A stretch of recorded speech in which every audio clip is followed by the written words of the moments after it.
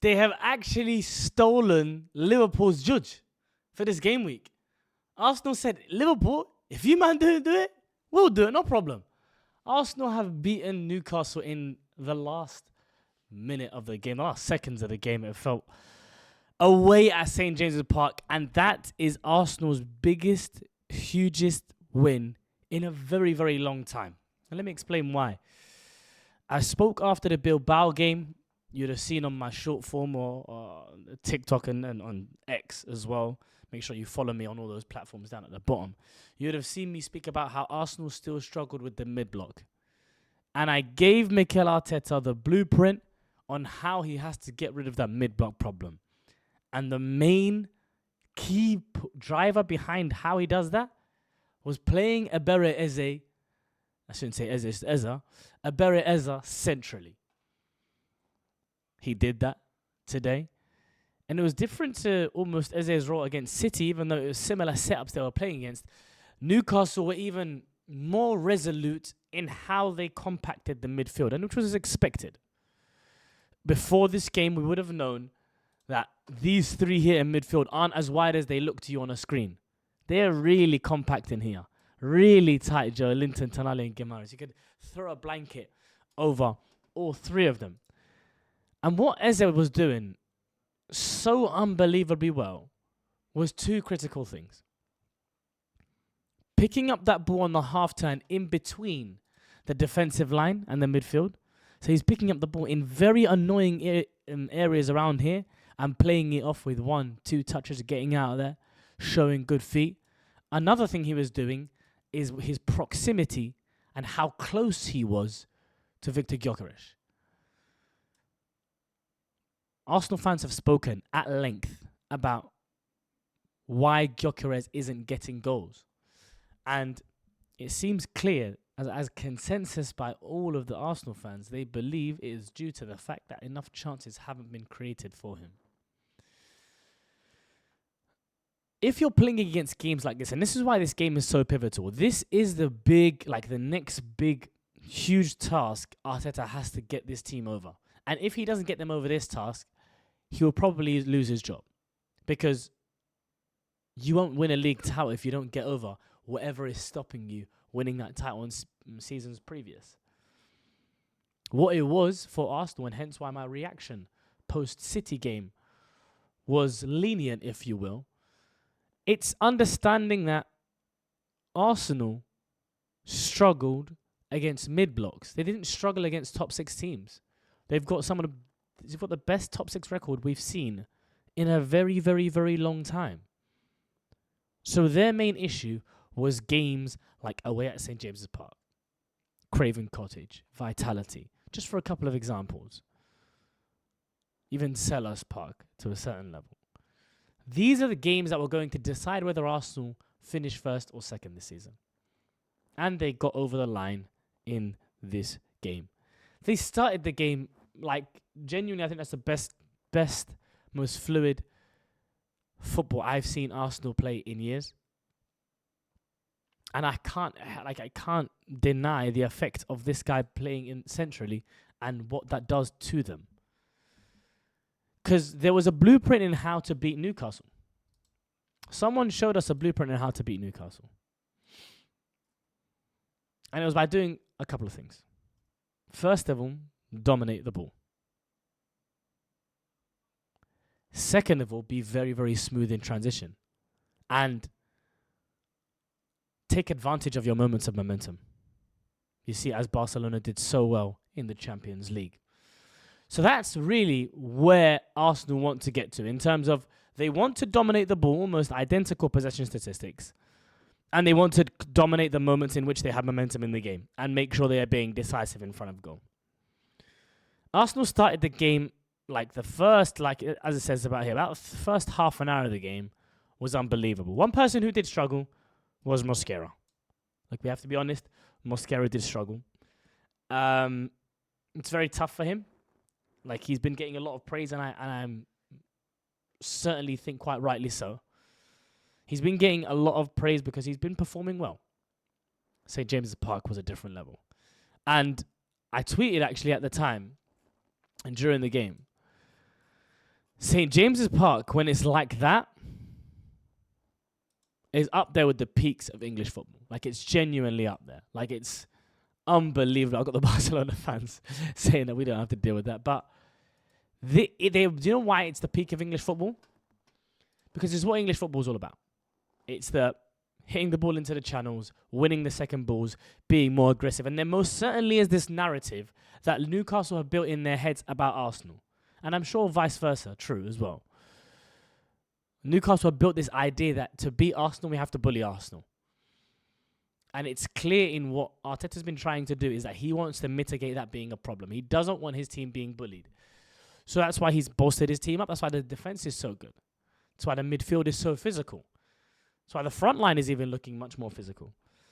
But they started the game so well, dominated the ball, also was so smooth in transition. The main talking point of that first half, other than the huge chances, Eze had some huge chances with some unbelievable saves. Like, if Newcastle come away with a draw, Nick Pope is man of the match for me. If Gabriel doesn't get that late goal, it's easily Nick Pope that's the man of the match. Unbelievable saves from Eze in the first half. Then there was the huge contentious moment of, did Gyökeres, or should there have been a penalty on Gyökeres? Honestly, on first watch, Stonewall penalty. And I understand the parallels some fans are making with different challenges. For example, Sanchez on Mbomo, he does touch the ball, then he takes out the player. I take it on a case-by-case basis. If I look at the way, like the slow-mo, slowed-down version of the way VAR looked at it, it didn't look a foul to me. It looked like Pope had gotten a touch on the ball, then cleared him out. Which, if it happened anywhere else on another foot pitch and it wasn't a goalkeeper, it would have been a foul for sure. But I don't think that was a penalty. Another reference point that comes in my mind is, why doesn't Gyökeres... Like, do you know who's the best at this? Raheem Sterling was the best at this. If Gyökeres had touched the ball really wide, like, Sterling would get his toe on it before a keeper and it would go out of play. Like, that's how heavy he hit the ball. But Gyökeres had tried to go around the keeper, so his touch is a bit deft, though. It's a bit softer. But that's neither here nor there. They had another huge chance with Trossard hitting the post. Smooth transition move. Rice laying the ball to Trossard on the left-hand side, and he's hit the post, the inside of the post even. Arsenal was sensational in that first half. In the second half of the first half, so the second quarter of the game, and this is true for all of the goals. It shows the key importance between these two teams and how they perform when it comes to set pieces and how important set pieces are to them, because they almost scored identical goals. I think it was Anthony Gordon that got the 1-2 and was able to tee up that ball deliciously. Sandro Tonali. So Tonali got the 1-2 off Gordon, who then crossed the ball beautifully. And it was unbelievably finished by Voltemade. And Voltemade, by the way, I really like the look of. It's tough playing in a team that is so focused on getting channels when you are obviously a player who loves the ball to feet. But he plays both sides of the game really well. He had that nice little battle with Gabriel throughout the game. And that was very fun to watch. At halftime, Arteta made the very tough decision, I'm sure, to take off Mosquera, who was struggling, and bring on William Celia. But there's another player I would want to highlight. And it's a player I've been in love with for so long, and I was so annoyed that he actually ended up going to Arsenal. But let me search on the tweets to show you guys how long I've been a fan. It's Jurrien Timber, guys. Genuinely a sensational footballer. The reason why I say so is he's so solid, and is so locked down in all of his actions and so assured in all of his actions. But at the same time, he's so comfortable on the ball. You'll see him get caught out on the wide areas, looking like he's trapped by two players.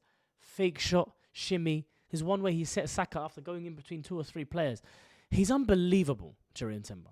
He's genuinely unbelievable. So when I was convincing people he's going to be Arsenal's starting right back.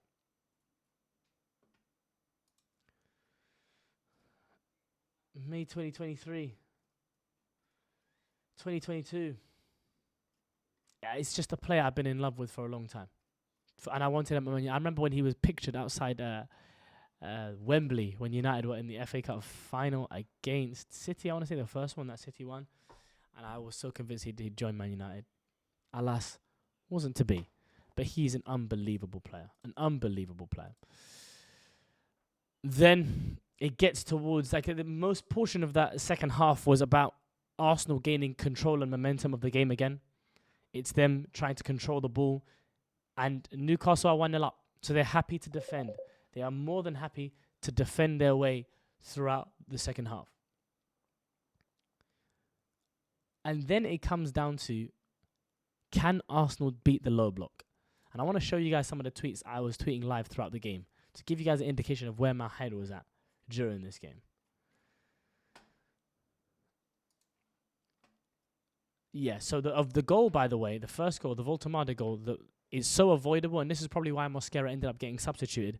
It was an unforced error from Mosquera, kicking the ball straight out of the play for the corner. The cross then does come in, and Gabriel falls down very easily by just a brush of a hand from Voltemade, never a foul.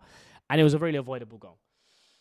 But that really woke up St. James's Park throughout the game, and it was very, very tough for them to play and get back into that.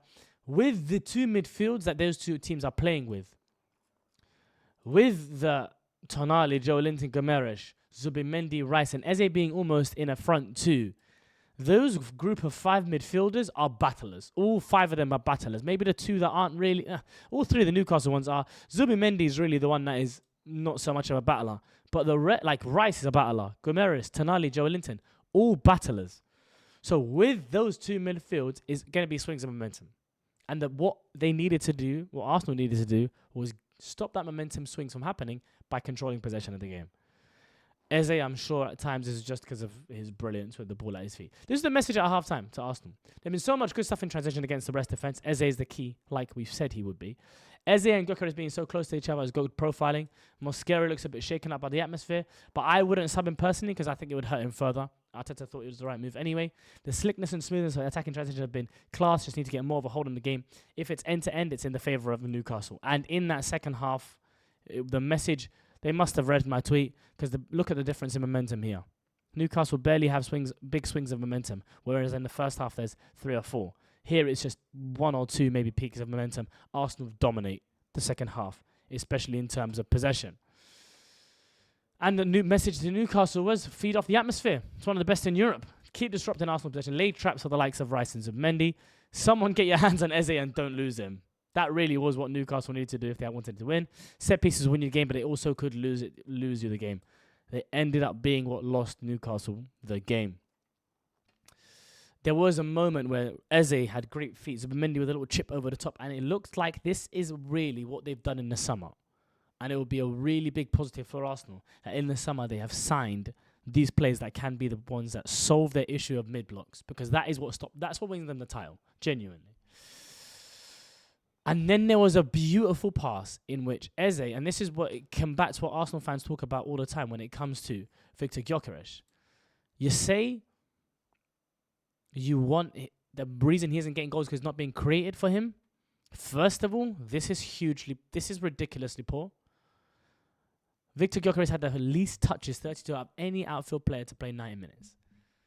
I don't expect him to be an aficionado. I don't expect him to do flicks and be Bobby Firmino.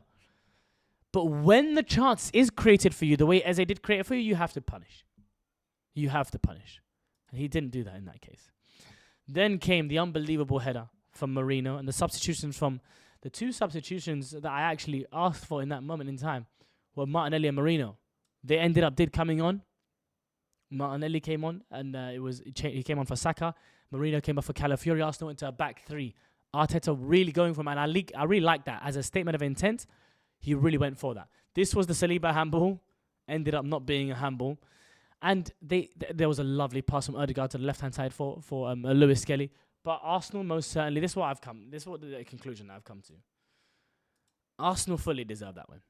They fully deserve that win, most certainly. They controlled more of the ball. They controlled Newcastle's transitions, because Eddie Howe really went for that game as well. Brought on Elanga. He brought on some dangerous players towards the end, but by that time they were also consolidating. Osula, Elanga, both coming onto the pitch. Harvey Barnes for Joe Linton towards the end as well. Really went for that game. And then came the moment that decided everything. And Gabriel with the header, making up for his error in going too easily down on Voltemade's challenge early on. Gabriel ensured that Arsenal came away from St. James's Park with 3 points. What does this mean for the Premier League table? Arsenal have moved up to second, a position they know all too well, and they are behind Liverpool, with Liverpool facing Chelsea next and Arsenal facing West Ham next. This one was a huge one. This one was a really, really huge one. 2 points behind Liverpool now.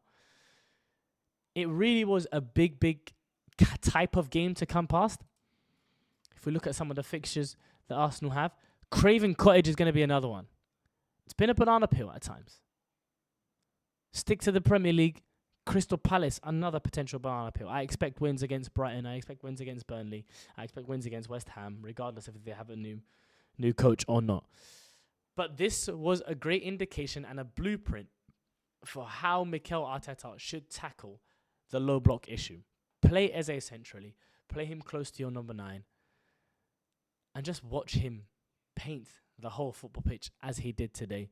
And you can always rely on those set pieces, which Mikel Arteta relies on all the time anyways. But let me know what you guys thought down in the comments down below.